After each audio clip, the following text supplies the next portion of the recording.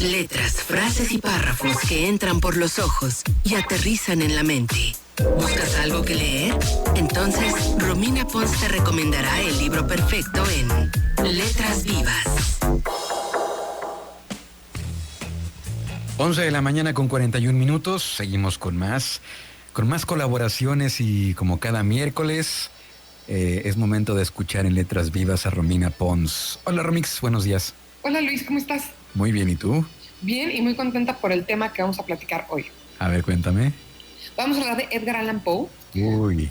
Porque queda por dos lados. Por un lado es octubre, Ajá. que es pues el mes de misterio, miedo, todo esto, ¿no? Y además, claro, un día como hoy, un 7 de octubre, pero de 1849, fue cuando murió en situaciones bastante extrañas que ahorita les voy a contar. Muy joven, ¿no? Murió con 40 años. Sí, súper joven. Además, en ese, 40 años justamente, Luis, y andaba, pues, muchas enfermedades. O sea, él es de los 1800. La tuberculosis, o sea, como que era una época bastante mala para estar vivo. Sí. Podemos recordarlo un poco ahorita, ¿verdad? Con una pandemia muy distinta, pero sí. Y pues mira, Edgar Allan Poe, y lo digo en el mejor de los sentidos, es el cliché total. Cliché de la mala vida. Tuvo una vida espantosa, Luis. Se quedó huérfano, muy niño. Uh-huh. Lo adoptaron sus padrinos, que eran multimillonarios. Bueno, en ese entonces no se existía el multi, pero tenían mucho dinero. Uh-huh. Pero no servía de nada vivir en una familia de mucho dinero porque no le daban un quinto. Se fue a la Universidad de Virginia sin un centavo. Entonces el poquito dinero que tenía lo empezó a apostar para ver si ganaba más dinero. Y entonces era un apostador, era bastante alcohólico, papás muertos, se enamoró de su prima, de la que se casó cuando ella tenía apenas 13 años, y 11 años después de que se casaron, ella se murió súper joven. Entonces, o sea, tuvo una vida de pérdidas, de miseria, de dolor, como muy fuerte. ¿Y por qué digo esto? Porque suena horrible, pero muchas veces este tipo de vidas son las que permiten que tengas un escape artístico que de otra forma no tendrías. Sí, por ahí había escuchado, no me acuerdo a qué cantautor o cantautora, que decía que ese tipo que el dolor era un sentimiento muy fértil para crear. Exactamente, hay una frase que dice que el hombre feliz no tiene historia, ¿no? Uh-huh. Y va un poquito por ahí. Y entonces Edgar Allan Poe, bueno, ahorita hablamos de su obra, pero él le encantaban los poemas. Él empezó siendo poeta, aunque estudiaba, digamos, en sus ratos libres, él escribía poesía, y luego se dio cuenta que podía ganar dinero siendo periodista y sobre todo crítico literario. Entonces él se encargó de publicar críticas a los libros que aparecían en ese entonces y se hizo de mucho nombre siendo crítico literario, y así ganaba pues sus 2-3 pesitos, porque nunca tuvo dinero. O sea, aunque tuvo un papá adoptivo con mucho dinero, él falleció sin un centavo. Y aunque se hizo un poquito famoso ya en la época de su muerte, pues en ese entonces ser famoso no equivalía a tener dinero. Que bueno, hoy todavía tampoco, ¿no? Hay gente con muchos followers que no pueden pagar la renta. Eso te iba a decir. Todos le regalan a los influencers. Bueno, ¿y luego? Exactamente, eso es lo mismo. Bueno, entonces por toda esta vida que tuvo, tanto sus poemas como sus cuentos cortos hablan de mucho dolor, de misterio, de horror. O sea, Edgar Allan Poe es el padre del horror contemporáneo. Uh-huh. Sí, ¿no? Sí. Y la forma en la que él lo hizo fue con cuentos cortos. También tiene novelas, pero digamos, o sea, el cuento más famoso de Edgar Allan Poe es El Cuervo. Sí. Y si quieren leer El Cuervo, ustedes están escuchando, pero no tienen el libro en casa, no tienen acceso, es un libro tan famoso que lo pueden encontrar gratis en internet, en inglés, en español. Pueden encontrar audiolibros gratuitos, inclusive hay podcasts, porque ahorita que me hice un poco de research para tener esta llamada, sí, vi que hay podcasts en los que nada más son cuentos de Edgar Allan Poe, leídos por alguien más. Entonces, ahora sí que si no quieres leer y lo quieres hacer mientras lavas los trastes, también puedes hacerlo por ahí. Y bueno, El Cuervo es la principal, pero tiene cientos de historias cortas que tienen que ver con lo macabro, con el horror, con el thriller, ¿no? O sea, con el no saber qué va a pasar al final y a la mera hora, híjole, pasó lo que pensaste que no iba a pasar, una muy buena vuelta. Entonces, o sea, es un autor excelente, y es excelente nivel, no sé, Rubén Darío habla de él, James Joyce habla de él, Clemente Palma habla de él, Julio Cortázar ha escrito sobre él, Jorge Luis Borges ha escrito sobre él. Entonces sí es, o sea, uno de los autores más importantes, y que les quede claro que es de horror, y es un horror fascinante. Sí, como dices, tiene este elemento que maneja muy bien, que es el factor sorpresa, ¿no? Que le da la vuelta a las historias, que de repente la historia parece que va hacia un lugar y cuando menos lo esperas es totalmente algo distinto. Y sí, yo comparto contigo lo que tú dices de que lo hace bastante bien.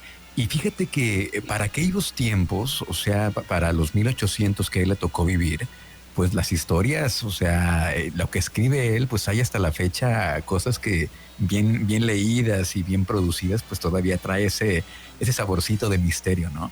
Por supuesto, por supuesto. Se podría decir que a veces, o sea, lo que pasa es que no existía el surrealismo en ese entonces, ¿no? La palabra surrealismo, pero es bastante surrealista, ¿no? Tiene una historia, no les voy a spoilear, ¿no? Pero de algo, sonidos atrás de las paredes. Y cuando te enteras qué es lo que hay atrás de las paredes, es wow, ¿no? Y todavía, porque tienes razón en lo que dices, Luis, hay escritores que son magníficos, pero que hoy en día los lees y como ciudadano del 2020 tal vez no te genera lo que generó en su época. Y con Edgar Allan Poe eso no pasa. O sea, son cuentos que los lees hoy en día y te siguen provocando miedo o tal vez, o sea, terror, o al menos que dices, híjole, ¿cómo se le ocurrió hacer esto, no? Sí, sí. Y también sabes que hay mucho de su narrativa que tiene que ver con él. Hay personajes alcohólicos, hay personajes con estos delirios psicológicos. Totalmente. Refleja mucho su personalidad, lo que él estaba viviendo, como bien decías al principio, lo que le tocó vivir, pues está plasmado perfectamente en estos personajes. Hay mucho de él. Muchísimo, pues de hecho dicen, ¿no? Obviamente nada está claro que el cuervo, el más famoso, tiene que ver con la muerte de su esposa, ¿no? Y bueno, ¿por qué no está claro? Porque está muy raro como que parte de la vida de Edgar Allan Poe. Sabemos que sufrió mucho y que la muerte lo rondó, o sea, ahí te va, que tengas menos de 30 años y ya está hayan muerto tus papás y tu esposa, pues no, afortunadamente no es lo común, ¿no? Y bueno, de su muerte es muy rara, porque 5 días antes de que se muriera, se lo encontraron en la calle, literal tirado en la calle, con ropa que no era suya, que era de alguien más, pero no sabían de qué era, estaba delirando. Entonces lo llevaron a un hospital y 5 días después murió. Hay diferentes historias, porque hay otra cosa muy importante, los registros del hospital de qué fue lo que pasó con Poe desaparecieron. Pero no es como que se quemó el hospital y desaparecieron todos, específicamente los que no están son los de Poe. Entonces se dicen varias cosas. Se dice desde que fue o sea, cáncer en el cerebro, perdón, un tumor, es la palabra que quería decir, un tumor en el cerebro, pero también se dice que pues, él era muy apostador, porque empezó a apostar en la universidad para generar dinero. Era apostador, estaba metido en el mundo del alcohol, estaba metido en el mundo de las drogas, y cuando estás metido en ese mundo, pues no te juntas con la gente más buena y la gente más correcta. Entonces también se dice que tal vez le metieron una paliza y que lo terminaron de matar a alguna gang a la que le debía dinero o con la que se había metido o algo así. También se dice que tal vez era delirio como delirium tremens de no tener alcohol y que fue como síndrome de abstinencia, pero bien qué pasó no se sabe. Se sabe que se lo encontraron un 3 de octubre y a los 5 días ya estaba muerto. Bueno, pues entonces ahí está la recomendación para que se adentren en la literatura de Edgar Allan Poe, porque el motivo de todo esto, pues es como ya decía Romina Pons, un día de hoy, pero de 1849, un 7 de octubre, fallece Edgar Allan Poe. Exactamente, Luis. Y ya nada más para cerrar, si les gusta el sci-fi, la ciencia ficción, también se dice que es como de los padres de la ciencia ficción. Entonces, léanlo. No les voy a recomendar un cuento, porque recomendar uno es muy poca cosa. Todos son cuentos cortos, entonces métanse, busquen y lean un cuentito corto, 2, 3, se pueden echar 15 en este mes de terror, estaría increíble. Oye, aprovechando, ya que tocamos el tema, no voy a dejar pasar la oportunidad. Venga, a ver qué. Tengo un podcast, yo soy un gran admirador de la literatura de Edgar Allan Poe. Y pues ya hemos platicado en alguna ocasión, estoy grabando los cuentos de Edgar Allan Poe. Ya están 3, están producidos a manera de radionovela. Comenzamos con El Cuervo, luego El Corazón delator. Buenísimo. Y luego El Gato Negro, y ahorita estamos en proceso, en la producción de La Caída de la Casa Usher. Así que pues... ¿Dónde los pueden encontrar, Luis? Están en las principales plataformas de podcast, en Spotify, Google Podcast, Apple Podcast. Se llama No Mires Hacia Atrás. Ahí se llama el podcast, No Mires Hacia Atrás. Bueno, pues ya sé que voy a escuchar hoy en la noche. Y ahorita que decías, pues dije, no voy a dejar pasar la oportunidad, Romix. Pero por supuesto, pues gracias, Luis. Yo, en lo personal, me los voy a echar en estos días y la próxima semana te digo qué me parecieron. Perfecto. Oye, tus redes sociales antes de despedirnos, ¿dónde te podemos seguir? En @RominaPons, en Twitter, en Instagram, y la verdad es que casi no uso Facebook, entonces también estoy ahí, pero si no contesto ahí no se saquen de onda. Y me pueden pedir libros, recomendaciones, podcast, en fin, todo eso que tenga que ver con narrativas. Ajá. Pues me encanta, me vuelve loca igual que a Luis, entonces aquí andamos. Estás más activa en Twitter, ¿no? Por lo que he visto. Sí, la red tóxica por excelencia, y me encanta, me vuelve loca a mí también. Y opinas de diferentes temas, no nada más de libros, ¿no? Sí, no, libros, música. Ya le estoy bajando a la política, gente, porque me va a dar una úlcera con este país, pero de todos los temas o de la agenda diaria de lo que está pasando, ahí podemos estar echando el chisme. Excelente. @Romina Pons. Muchas gracias, Romix. Te mando un abrazo y la próxima semana acá nos escuchamos. Acá nos escuchamos, Luis. Muchas gracias. La generación Trión es consciente de que el planeta necesita ayuda. Los ingenieros en biotecnología, Nicolás Ángeles y Daniel Lira, nos guían para explicarnos qué podemos hacer por la Tierra. Miércoles de cero emisiones en Trión Live. 12 del mediodía y 21 minutos. Ya está con nosotros nuestros amigos de EcoScience Lab. Está con nosotros Daniel Lira y Nicolás Ángeles. ¿Cómo están? Bienvenidos. Muy bien, Luis, gracias. Aquí gustosos de estar otra semana más contigo, saludándote y estar felices de compartir nueva información con el auditorio. Nicolás, ¿cómo estás? Muy bien, aquí preparados para contarles un tema muy interesante que tenemos preparado para esta vez, que relaciona cosas de actualidad que son como el COVID, tanto con el medio ambiente. He leído algunas cosas, algunas cuestiones, y algunos autores dicen que pues obviamente una cosa está conectada con la otra. Hay otras opiniones que dicen que pues no tiene nada que ver, pero hay un artículo muy interesante que ustedes nos compartieron que habla precisamente de esto. Cuéntenos. Sí, fíjate que este artículo, Luis, precisamente habla de un estudio que, vaya, de todos los males que han pasado debido a la pandemia, brindó ciertas oportunidades para nuevas investigaciones. Y precisamente el artículo habla de una investigación realizada por los de la NASA. Estos científicos ya tienen varios años trabajando. Estos científicos se están centrando en la contaminación que proviene de los gases que sueltan los aviones. Creo que todos lo hemos visto. Siempre vemos al cielo, pasa un avión y vemos que deja una estela, unas líneas, como unas nubecitas. Entonces es un fenómeno muy común. Desde que el ser humano tiene volando o hay tránsito aéreo, se pueden ver. Sin embargo, no son muy estudiados sus efectos en la Tierra. Sin embargo, esta parte de la contingencia, las medidas que se tomaron contra el COVID, ayudó a ver cómo realmente la disminución del tráfico aéreo fue relacionado con la disminución de la contaminación y el calentamiento global. Estos científicos se llaman William Smith, Dave Judah, y ellos llegaron a la conclusión de cómo realmente estos gases de combustible que se está quemando del avión y que sueltan, precisamente llegan, por así decirlo, a congelar el agua que hay alrededor y por eso se forma como una nubecita. Sin embargo, estos contaminantes quedan en la atmósfera, lo que hace que se provoque un calentamiento global más alto debido a estas estelas que quedan. Sí, se ven muy bonitas, nos ha tocado verlas a todos, pero sí tiene una repercusión especial con lo que es el planeta Tierra, y más con una zona que yo creo que nadie nos imaginemos que tiene repercusión, como lo es la salud, pero también como lo son los arrecifes. Okay. Ahora, supongo que existe algún programa para regular todas estas situaciones, ¿no? De los contaminantes que dejan los aviones en el aire. Pues precisamente esto es lo que se quiere implementar una vez que se tengan esos datos del estudio. Es importante este estudio porque normalmente no tenemos esta oportunidad. Ahorita hubo un periodo en el que la restricción de los vuelos fue bastante fuerte, entonces disminuyó muchísimo el tráfico aéreo. Eso es algo que prácticamente nunca había pasado, entonces no había datos de cómo se comportaba el medio ambiente cuando no había aviones. Claro, no había un parámetro. Exactamente.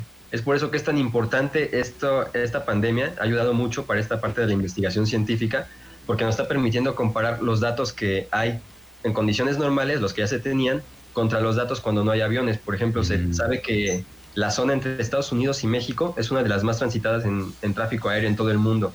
Entonces, aunque se restringieron tanto, pues es una oportunidad perfecta para que mediante imágenes satelitales y satélites se evalúen estos contaminantes, y entonces ahora sí se pueda planear, bueno, ya conociéndolos, se puedan planear diferentes rutas de aviones que pasen exactamente por los lugares. Para que estas nubes se formen, estas nubes que comenta Daniel se formen, tienen que haber diferentes factores de altitud, de humedad, de temperatura en la atmósfera. Entonces, si ya se sabe cuáles son esos factores ahorita con estas investigaciones, pues lo que se puede hacer en el futuro es que los aviones pasen por rutas en las que las condiciones atmosféricas sean diferentes y no se generen estas nubes. Entonces, pues es por eso que esto es tan importante y tan relevante, porque estamos teniendo información que nunca antes se había tenido y que pues puede cambiar dramáticamente el enfoque que se le está dando ahorita a todos estos temas. Es que qué interesante está esto, porque como decían al principio de la colaboración, desde que el hombre comenzó a volar usando combustibles, pues el cielo ha estado contaminando, contaminado, perdón. No había este espacio para tomar un parámetro como así es como debe de estar el cielo sin contaminantes, ¿no? Entonces, estos investigadores están haciendo algo muy interesante, que es tomar como base este respiro, este espacio que ha tenido el aire, para poder partir de ahí y saber cómo medirlo y cómo regularlo. Es una gran noticia, porque nosotros, pues, la mayoría de la población que nos transportamos vía terrestre, etcétera, pero pues también es una parte muy importante la que se transporta vía aérea, ¿no? Entonces, qué bueno que ahora los investigadores estén volteando a ver esta contaminación, pues, de los aviones. Así es, Luis. Y fíjate que tú dijiste algo importante, abre la oportunidad a una mayor reducción. Y es que precisamente la contaminación es medida, se realizó mediante un satélite, el GOES-16. Sin embargo, ya se está pensando en satelitalmente monitorear también la contaminación, ya sea por otro tipo de transporte terrestre, no solo el aéreo. Entonces nos abre, o ahora sí que esta pandemia vino a ser un parteaguas para también, dice el artículo, poner la lupa sobre los principales agentes contaminantes. Entonces sí, abre un parteaguas muy importante para cómo la humanidad va a medir estos efectos. Bueno, pues es una buena noticia, ¿no creen? Que la comunidad científica esté volteando a ver este tipo de contaminación que antes no había sido estudiada de manera tan específica.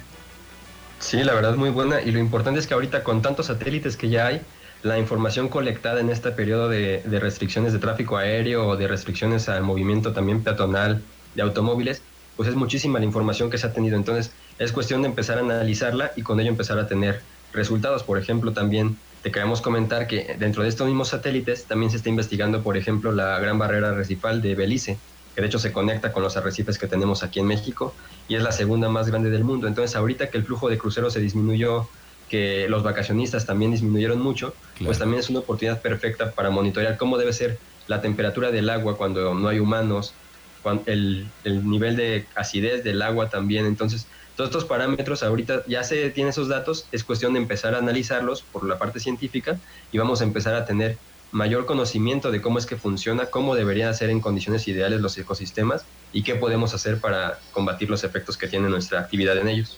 Pues buenas noticias que los científicos estén aprovechando el respiro que se dio la Tierra para entrar y medir. Así debe ser, así debe estar respirando la Tierra, así debe de estar dándose la vida en el mar. Muy buena noticia.